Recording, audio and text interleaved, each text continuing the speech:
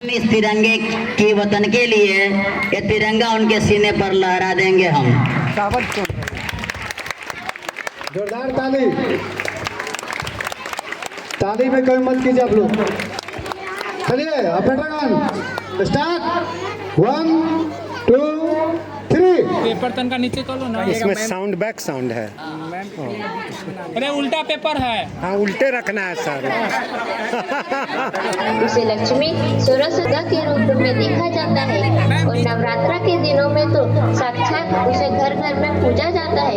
फिर क्या हो गया कि आज वह अपने अस्तित्व की लड़ाई लड़ रही है। वह अपने जीवन की भीख मांग रही है तो घरों को जोड़ती है। तो आइए बेटियों के सम्मान में हम एक नाटक प्रस्तुत करने जा रहे हैं जिसका शीर्षक है। इसके बाद मृत्युंजय कुमार तैयार रहेगा। क्लास 4 है हिंदी स्पीच। मृत्युंजय कुमार। ओ मीरा, तुमने मुन्ना को कहीं देखा क्या? पता नहीं सुबह सुबह कहाँ चला गया। अभी उसने कुछ खाया भी नहीं, दूध भी नहीं पिया और स्कूल जाने की तैयारी भी तो करनी है। नहीं माँ, मैंने तो मुन्ना को नहीं देखा। मैं तो सुबह से बर्तन ही धो रही हूँ। माँ, मुझे भी स्कूल जाना है। मुझे पढ़ना लिखना बहुत अच्छा लगता है। मेरा भी दाखिला स्कूल में करा दो ना माँ। ए छोरी, बड़ी आई स्कूल जाने वाली, घर के कामकाज अच्छे से सीख ले। आगे चलकर यही तेरे काम आने वाले। पढ़ लिख कर कौन सा तुझको कलेक्टर बनना है? जल्दी जल्दी बर्तन साफ कर।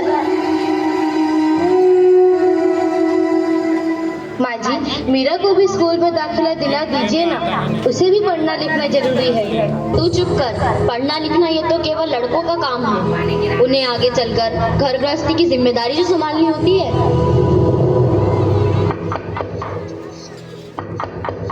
अरे क्या हो रहा है? कौन किसकी जवाबदारी संभाल रहा है और हमारी मीरा बेटी क्यों रो रही है? देखिए ना डॉक्टर दीदी, दादी मुझे स्कूल ही जाने नहीं देती।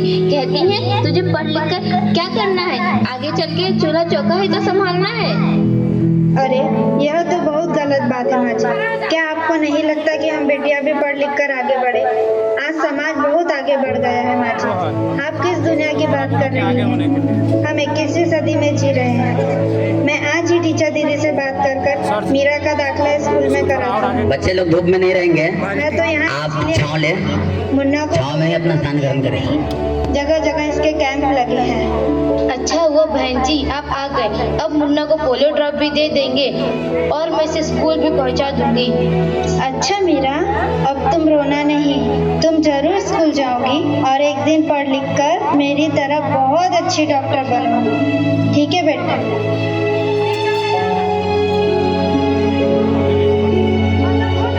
बहू जरा एक गिलास पानी तो लाना। अभी लाई बाबूजी। ये लीजिए बाबूजी। अरे ये देखो, अखबार में प्यारी बेटी के बारे में कितनी सुंदर कविता आई है। आओ मैं तुम्हें यह कविता पढ़कर सुनाता हूँ। कहती बेटी बाह पसार, मुझे चाहिए प्यार दुलार।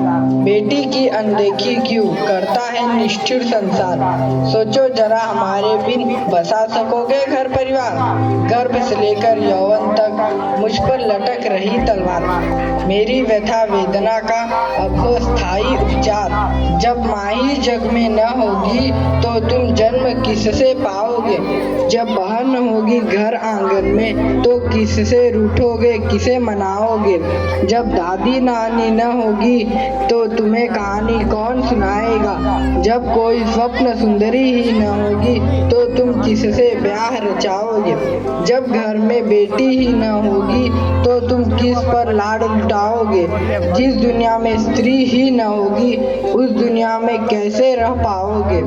जब तेरे घर में बहू ही न होगी तो कैसे वंश आगे बढ़ाओगे। नारी के बिन जग सुना है, तुम ये बात कब समझ पाओगे। हाँ तो भाग्यवान, कैसी लगी यह कविता, है ना मजेदार?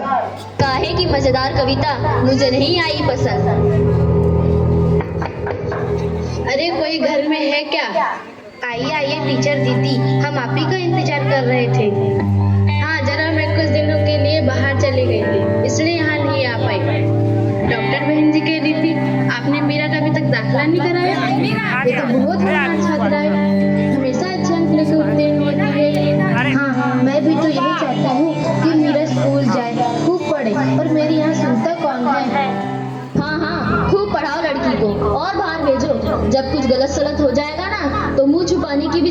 मिलेगी। अरे माँ जी, आप कहाँ की बात कहाँ लेकर बैठ गए। मीरा को 10वीं तक तो पढ़ाई पूरी कर लेने दीजिए, आगे की पढ़ाई के बारे में बाद में सोचेंगे। हाँ टीचर दीदी, हम मीरा को अवश्य स्कूल भेजेंगे। मैं उसे मेरे जैसा अनपढ़ नहीं रहने दूंगी, उसे खूब पढ़ाऊंगी। कल मीरा को तैयार रखना, मैं उसे लेने आऊंगी। क्यों दादाजी, सही कहा ना मैंने? हाँ हाँ बेटा, बिल्कुल सही कहा। मैं तो कब से कह रहा हूँ कि मीरा को भी स्कूल जाने दो। प्रणाम दादाजी। प्रणाम बेटा। बहुत सुंदर। बहुत बहुत बढ़िया, बहुत बढ़िया।